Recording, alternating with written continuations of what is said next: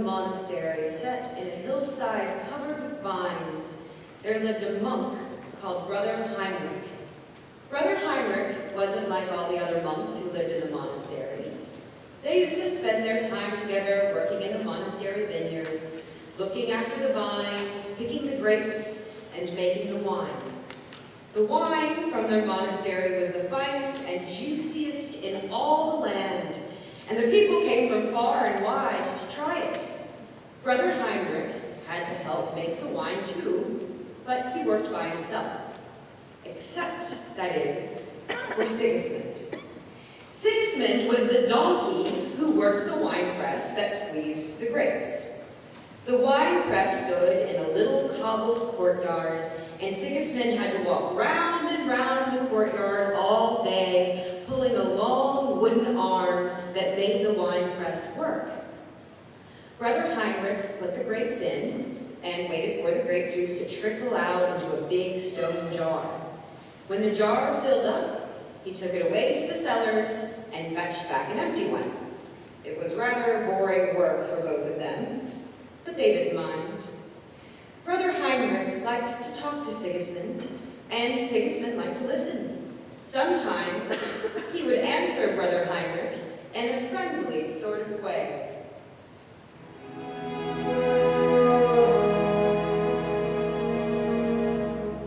Brother Heinrich talked about all sorts of things. How to eat wine jelly without falling off of your spoon, how to stop the mice biting your toes when you've got sandals on. But most of all, he liked to talk about music. Brother Heinrich loved music.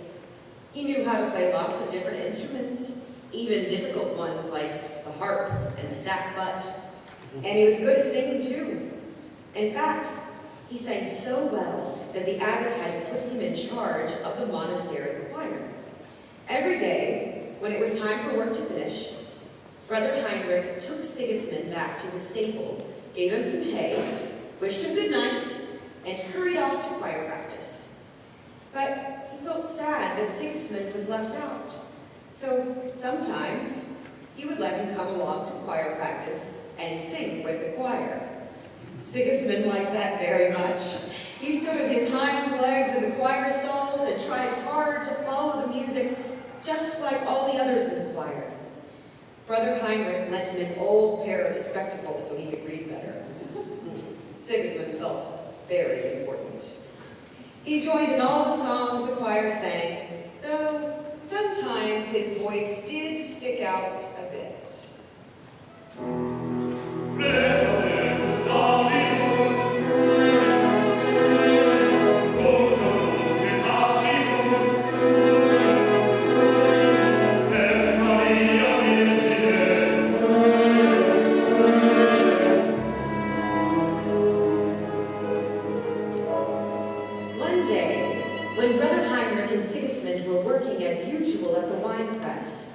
One of the other brothers came running up to them. "Brother Heinrich," he said, still out of breath, "the abbot wants to see you immediately." Brother Heinrich groaned. The abbot, who was the head of the monastery, was always complaining and interfering, and when he wanted to see people, it usually meant trouble. "Oh, what does he want, Brother Joseph?" asked Brother Heinrich. "I don't know, but you better hurry," answered Brother Joseph. So Brother Heinrich hurried off to the abbot's room and knocked at the door. "Come in," said the abbot, rather sourly. He was sitting at his desk, reading a long and important-looking letter. He looked up. "Brother Heinrich," he began, "I have just received this letter from the Archbishop. He tells me that he will be traveling through this part of our country on important business at Christmas time, and he'd like to come in person to our Christmas morning service and Christmas dinner afterwards." The abbot looked cross. He didn't like the Archbishop's visits very much because they meant lots of cleaning and tidying and telling everyone to be on their best behavior. The other monks didn't mind, though. The Archbishop was plump and jolly, and he never seemed to notice, even if things were a bit untidy. He often happened to be traveling through their part of the country on important business at Christmas. The monks always opened their very best wine on Christmas Day, and the Archbishop liked to try it, just to make sure it was as good as last year's. The Archbishop himself will be at our Christmas morning service, continued the abbot. The choir is your responsibility, Brother Heinrich. You must make sure that they sing better than they have ever sung before. I'll do my best, promised Brother Heinrich. And one more thing, said the abbot. That ridiculous donkey must be dismissed from the choir. Whatever will the Archbishop think if he sees a donkey singing in our monastery choir? It'll make a laughing stock of us all. Besides, he can only sing 2 notes, E and all. That's not fair, Father Abbot, protested Brother Heinrich. Brother Ignatius has been in the choir for 50 years, and he can only sing 1 note, and it's always almost nearly the wrong one. Not another word, interrupted the abbot. The donkey must go, and that's final. Brother Heinrich felt very sad as he walked back to the little courtyard where Sigismund was still walking round and round. He didn't want to tell him the bad news. He cleared his throat. Sigismund, the Archbishop is coming to our Christmas morning service, he began. But, I'm afraid the abbot says you can't sing in the choir anymore. Sigismund carried on walking round and round. Oh well, he thought to himself. I suppose I never did have much of a voice anyway. Brother Heinrich tried to cheer him up. I promise I'll tell you how the rehearsals go, and I'll teach you all the new songs we do. But they both knew it wouldn't be the same.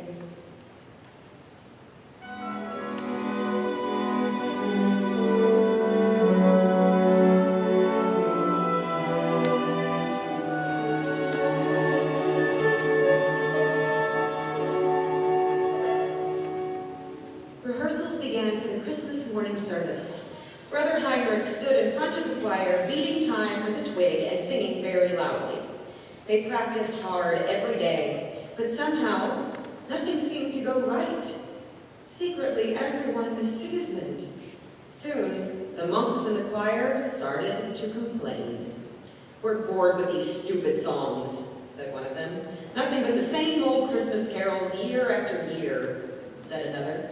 It's all your fault, young Heinrich, grumbled Brother Ignatius, who'd been in the choir for 50 years and thought it wasn't like it used to be. You musicians are all the same, sitting around dreaming about your precious music. If you ask me, you don't know the meaning of an honest day's work.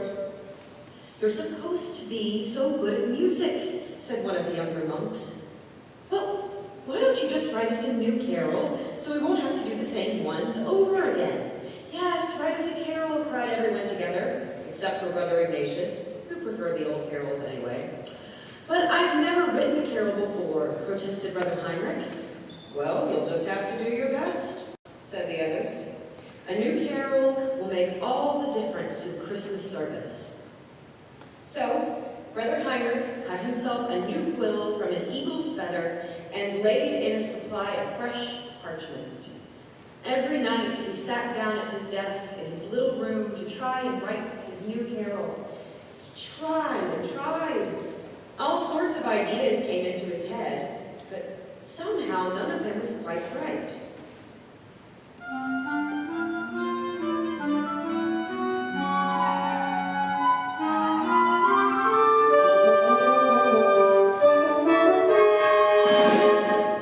Christmas drew nearer and nearer, and Brother Heinrich still hadn't written his carol. What am I going to do, Sigismund? He cried in despair. The choir say that they must have the new carol so they can practice it, and the abbot has got to hear about it and keeps asking if I've written it yet. Sigismund looked at him sympathetically.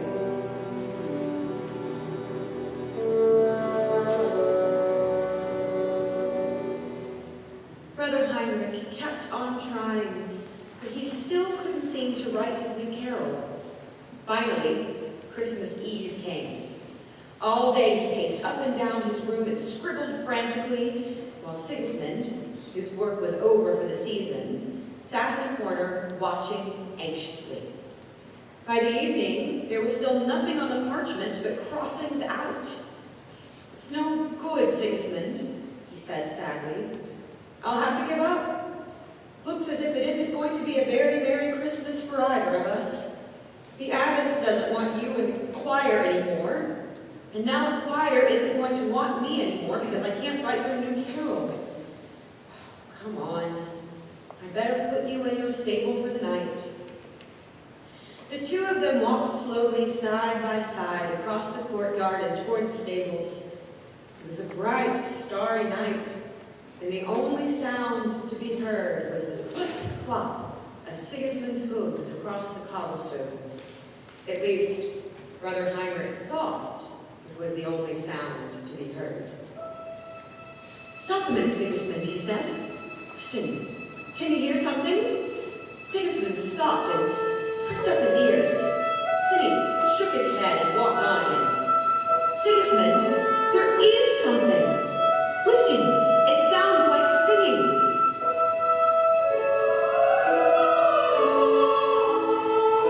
This time, Sigismund heard it too. It was singing, and at first, neither of them could see where it was coming from. Then, as the sound of the singing grew nearer, they did see where it was coming from, and they couldn't believe their eyes. A little way in front of them, there was a big circle of very bright light, so bright that at first their eyes were dazzled and they couldn't see anything else. Then, as they got used to the light, they saw what it really was. Angels, more of them than you could ever count, all shining white robes dancing round in a ring and singing.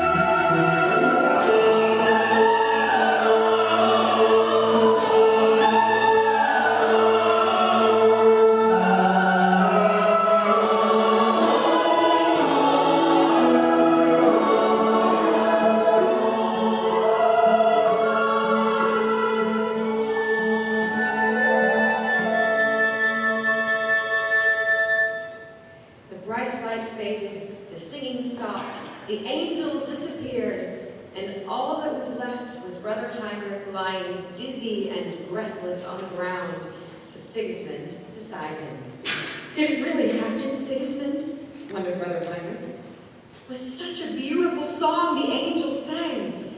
If only I could write a carol just like that, then we could sing it at the Christmas service tomorrow.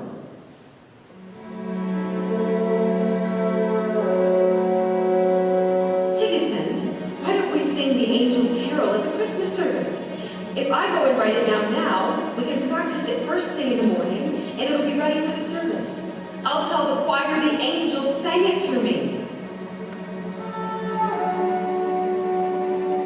Brother Heinrich rushed back to his room with Sigismund clip-clopping close behind him. He sat down excitedly at his desk, dipped his quill in the ink pot, and started writing out the angels' carol as fast as he could go, sprinkling sand on the parchment every so often to help the ink dry.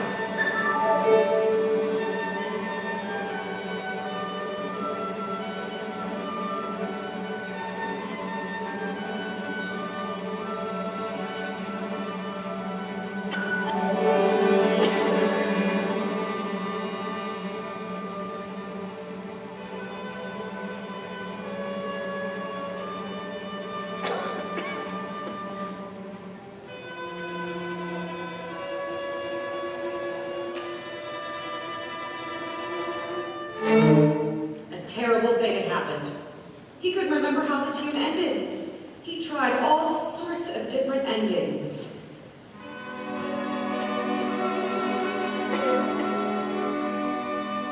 But none of them was the same as the angels had sung. Oh, Sigismund, wailed Brother Heinrich, we're not going to be able to do the Angels' Carol after all. I can't remember the last bit. See, the tune's no good without an ending.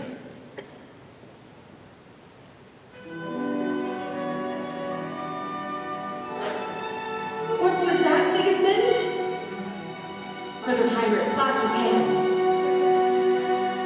Sigismund, that's it! Now I remember how the tune ends!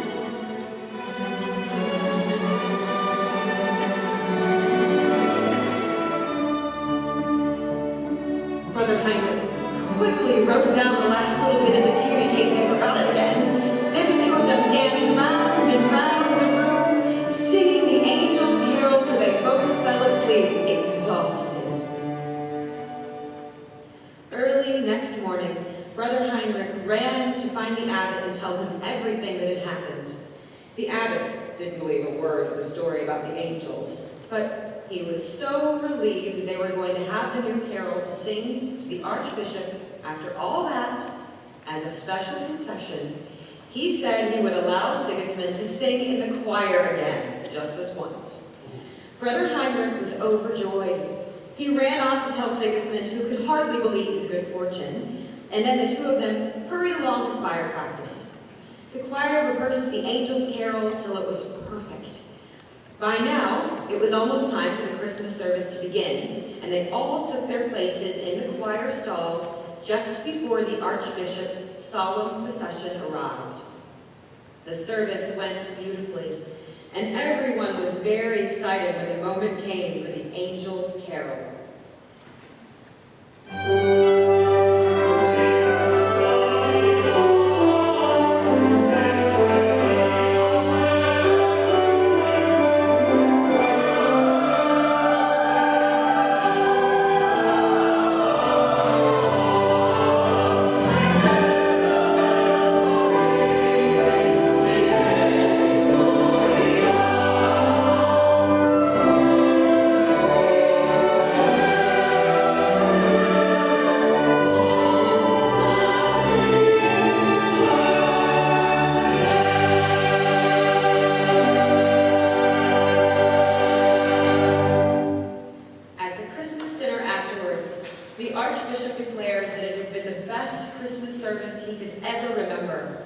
He told the steward that he thought the wine was also the best he could remember, but he wasn't quite sure, so he better taste a little more so that he could make up his mind. At last, the Archbishop rose to his feet, rather unsteadily, to make his customary speech. "My friends," he said, "this has been a very special Christmas for us all. Your abbot tells me that the fine new carol we heard this morning was sung to Brother Heinrich by the angels. If it be so, it is surely a miracle, and we should thank God for it. As for the donkey that sings in the choir, your abbot fears I might think him a strange sight. Well, my friends, there are times," the Archbishop looked at his wine glass, "when I see sights far stranger than a harmless donkey singing in a choir. Long may he continue a member. Though he only sings 2 notes, there are surely times when those 2 notes are exactly the right ones." Brother Heinrich and Sigismund smiled secretly to each other. "So, my friends," concluded the beaming Archbishop, "God's blessing upon this house and upon all the good work that is accomplished here." The Archbishop eyed his wine glass again wistfully. "And a Merry Christmas to one and all." "Do you think he knew about how to finish the Angels' Carol for me?" said Brother Heinrich to Sigismund as he led him back to his stable afterwards. But Sigismund only answered,